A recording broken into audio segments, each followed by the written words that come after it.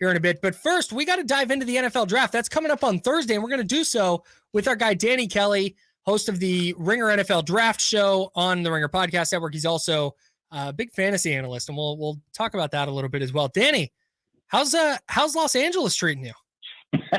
It's great. I just flew in this morning, so Are your arms tired? And warm. I almost said that, but then I held back. I got it in there for you. Yeah. You're welcome.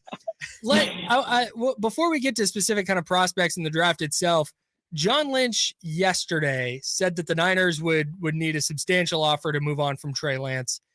Are you of the mind that A, they should be trading him, and B, what do you think a good offer even is for him? No, I don't think they should trade him, probably. I mean, with the uncertainty around Purdy's elbow, and, obviously Sam Darnold still somewhat unproven. I don't know if you necessarily want to go into the season banking that he's going to be perfectly healthy and playing well. So to me, especially with some of the bad luck the 49ers have had with injuries at the position, you got to hang on to Trey Lance. This is a team and roster that's ready to compete and contend for a Super Bowl. So to me, it doesn't make a lot of sense to trade him unless you get a crazy offer like a first rounder. In that case, maybe you do move on. But for now, it probably makes more sense for them to try and boost his stock and, in theory, ideally, let him be the starter. Yeah. Now, moving on to the draft, Danny, is there a player you feel like San Francisco should be targeting to maybe trade up in the draft to try and get? Obviously, they have their first pick is number 99. Yeah. I think obviously, with a team with this good of a roster, they could do pretty much anything. One guy that I kind of think might make a lot of sense for them is Isaiah McGuire, the defensive end out of Missouri. When I look at him, he's kind of a discount version of Myles Murphy, who's I believe going to be a first round pick, or at least early second round pick. He's kind of the name brand, off brand version of that guy. I think he's really tall. He's got the length, 82-inch wingspan. He has actually, if you look like just straight down the line, his production is almost identical to that of Murphy. In some cases, it's even better. So to me, he's a guy that I think is still going to be around on day 2. I don't know exactly how late, maybe sometime in the third round, but I think he's going to be, he's to me one of the value picks of the second round and third round, just because I think he's got the traits, he's got the upside. He has a lot of starting experience. I believe he's still only 21 years old, though, despite being a 4-year starter, so he's got sort of that upside too. He's one of the more intriguing day 2 picks for me. Talking with Danny Kelly. He is an NFL draft analyst at The Ringer, also a fantasy football analyst, host of the Ringer NFL Draft Show. The Niners don't pick until 99. If they do stand pat, I think they will probably move up. But if they do stand pat, give me one player on each side of the ball that San Francisco should look at if they wind up picking that late.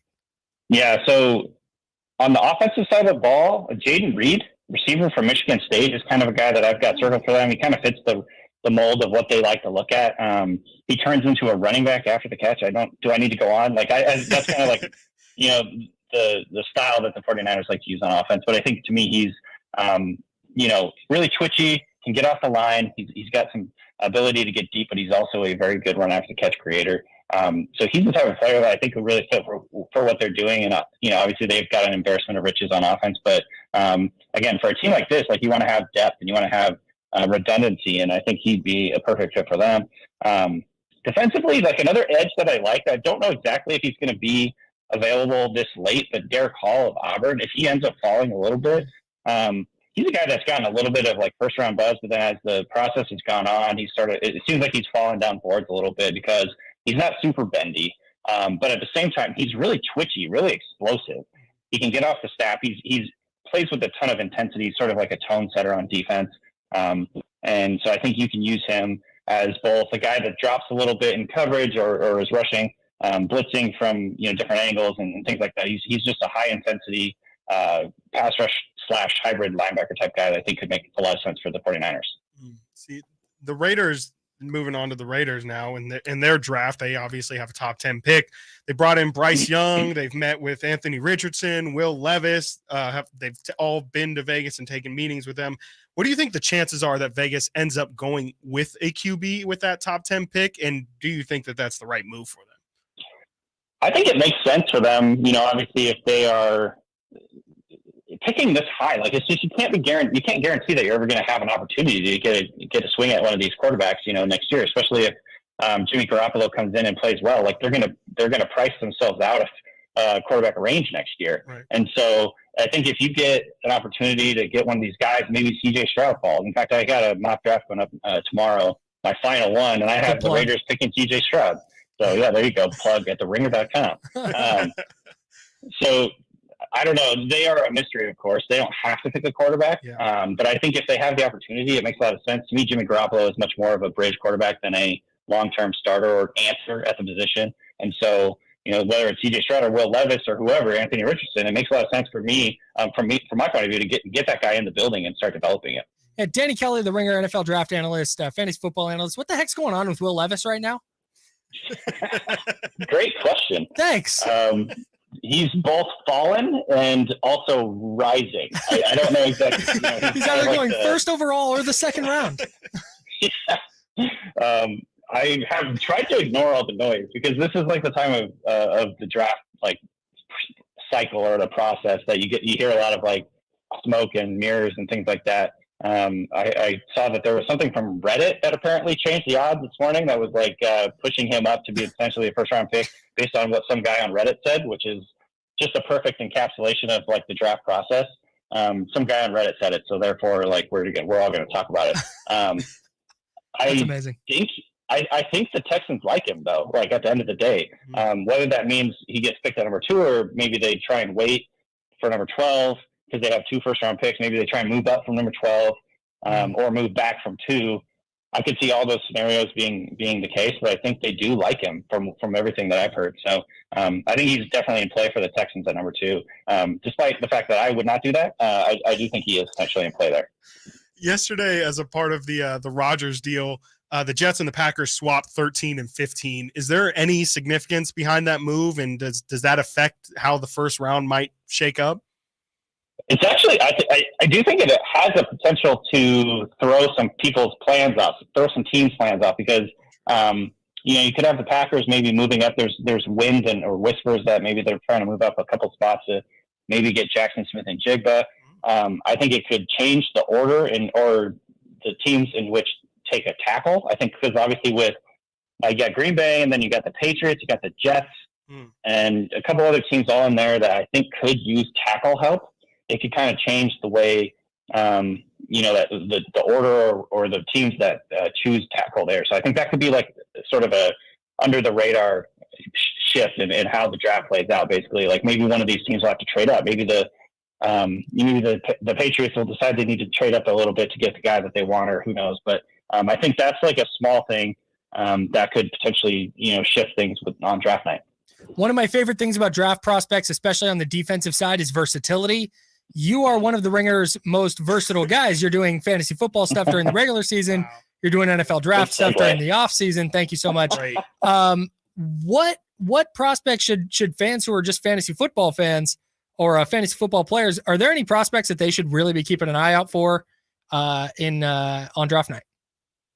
Just versatile guys, we talking? No, just guys who are going to be a factor in fantasy in year one.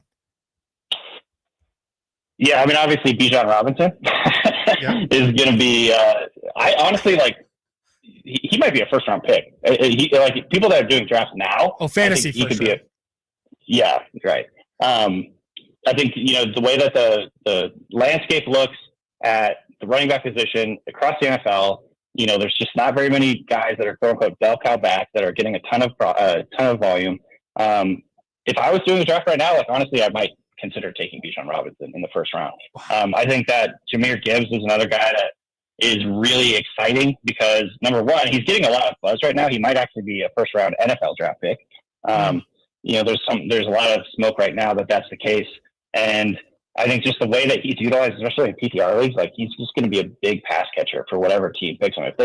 If they're convicted enough to take him in the first round, I think, generally speaking, if you look at history, like that it almost always leads to a lot of volume. Yep. And so, for Bijan and Jahmyr Gibbs in particular, those two guys, I think have a chance to be, really big factors in fantasy this year. And so, I think that's like something right now, if I'm making my ranks, those guys are both going to be ranked pretty highly depending, and irregardless of where regardless of where they land. Thank you for allowing me to say that. So, I know you just said doesn't matter where they land, but where would be the spot for Bijan Robinson that would excite you most from a fantasy perspective? I mean, the Eagles, if he lands with the Eagles, that would be broken. Exciting. I hate that. It would be bad for my good buddy Rashad Penny, who I think could be like a sleeper this year. But but yeah, obviously the Eagles would be a good one. I'm trying to think of other teams that actually might take him. I heard that he visited with the Buccaneers, which I don't think I'd be quite as excited about that one. And really, any of the teams in the back half, like the Bengals, come to mind. Mm-hmm. They are a team that it seems as if they're going to move on from Joe Mixon at some point. Like they've been very tepid with what they've said about him during the offseason. So if they move on from Joe Mixon and insert Bijan Robinson there or Jahmyr Gibbs, like that is super exciting just because it's going to be a good offense, score a lot of points. They do a lot of things. I think they will do a lot of things with him in the passing game. So, those two teams in particular are really exciting if either Bijan or Gibbs lands with those two teams.